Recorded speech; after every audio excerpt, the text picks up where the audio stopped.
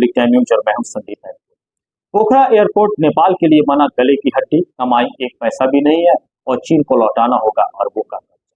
तो क्या है ये खास बुलेटिन में खास खबर, चलिए इसके विषय में मैं आपको बताने का प्रयास करता हूं कि आखिरकार नेपाल की स्थिति इतनी गड़बड़ अभी क्यों हो गई है पोखरा एयरपोर्ट को लेकर।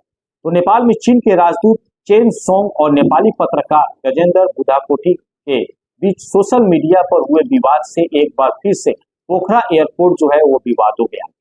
नेपाली पत्रकार गजेंद्र बुद्धाकोटी ने खुलासा किया है कि पोखरा एयरपोर्ट के लिए नेपाल को पहले बताई गई ब्याज की दर से ज्यादा जो है चीन के बैंक को देना होगा। उन्होंने साफ तौर पे कहा कि चीन और नेपाल के बीच जो साइन किए गए दस्तावेज में कहा गया है कि कुल जो है 21 करोड़ 59 लाख डॉलर का कर्ज जो है पोखरा एयरपोर्ट के लिए लिया गया। गजेंद्र ने यहाँ पे बताया है कि इस लोन को पहले बताया गया था कि 2% ब्याज चुकाना होगा, लेकिन अब सरकारी दस्तावेज से खुलासा किया जा रहा है कि 5% जो ब्याज है वो नेपाल को चुकाना होगा। और पोखरा एयरपोर्ट जो है बनकर तैयार है, लेकिन अभी तक कोई भी व्यवसायिक जो है उड़ान इस एयरपोर्ट से नजर नहीं आती है, जिससे कि नेपाल को किसी प्रकार का कोई भी फायदा जो है कोई भी कमाई नहीं हो रहा है। और इससे क्या हो रहा है कि पोखरा एयरपोर्ट जो है अब नेपाल के लिए वित्तीय संकट का एक सबब बन गया है। और पोखरा एयरपोर्ट जो है, पोखरा एयरपोर्ट के अगर इतिहास की बात करें तो पोखरा एयरपोर्ट के इतिहास पर अगर नजर डाला जाए तो गजेंद्र जी के अनुसार उनके मुताबिक 2000 में पोखरा जो है वो 2000 में पोखरा में इंटरनेशनल जो है एयरपोर्ट बनने की चर्चा शुरू हुई थी। और जापान की एजेंसी जो है जायका ने अनुमान लगाया था इस एयरपोर्ट को 2 फेज में बनाने पर 8 करोड़ 50 लाख डॉलर की लागत आएगी। और यही साल और वही अगर साल 2013 की बात करें तो 2013 में नेपाल की ओर से किए गए अध्ययन में कहा गया है इस पर 22 करोड़ 80 लाख डॉलर का खर्च आएगा। उसने ये भी कहा था कि अगर एयरपोर्ट में अगर कुछ सुविधाएं अगर नहीं दी जाती है तो इसे 16 करोड़ 70 लाख डॉलर में भी बनाया जा सकता है। मैं आपको बताते चलूं कि इस वक्त जो है नेपाल और भारत की जो स्थिति है, नेपाल की जो स्थिति है काफी दयनीय होते जा रहा है चीन की वजह से। नेपाल ने चीन से जो बैंक से जो पैसा लिया है वो करोड़ों रुपए का डॉलर का खर्च है। वही अगर बात करें अगर अगस्त 2013 की अगर बात करें तो इस प्रोजेक्ट में चीन की कंपनी जो है उसकी एंट्री होती है। इस कंपनी में इस जो प्रोजेक्ट है उसमें चीन की जो कंपनी है उसका एंट्री किया जाता है। और उसने कहा कि एयरपोर्ट को बनाने में जो है आपको इतना रुपया यानी कि 26 करोड़ 40 लाख डॉलर जो है आएगा। और चीनी कंपनी ने बाद में इसे बढ़ाकर 30 करोड़ 50 लाख डॉलर भी बता दिया।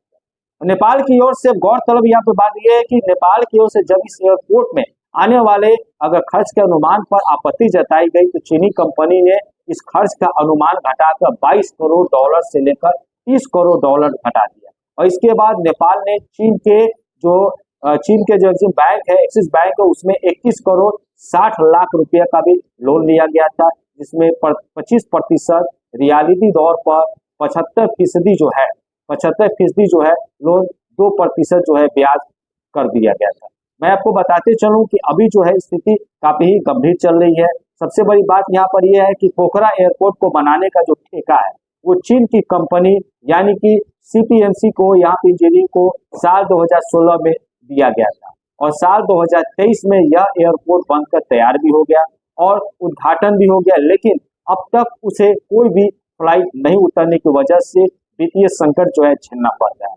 यही नहीं, नेपाल की 2 नहीं बल्कि 5% की जो दर है 5% की दर से जो चीन के लोन लिया गया था उसे ब्याज भी देना होगा। और इस एयरपोर्ट को लेकर चीन ने बहुत देर से तामझाम के साथ दुनिया के सामने जो पेश किया था, लेकिन अब क्या है कि नेपाल के लिए अब एक सफेद हाथी घोड़ा का बन चुका है, सफेद हाथी बन चुका है। और यही नहीं, इस एयरपोर्ट को लेकर एक विवाद यह भी है कि चीन इसे विवादित BRI प्रोजेक्ट का एक हिस्सा बता रहा है, लेकिन नेपाल जो है इसका खंडन करता है।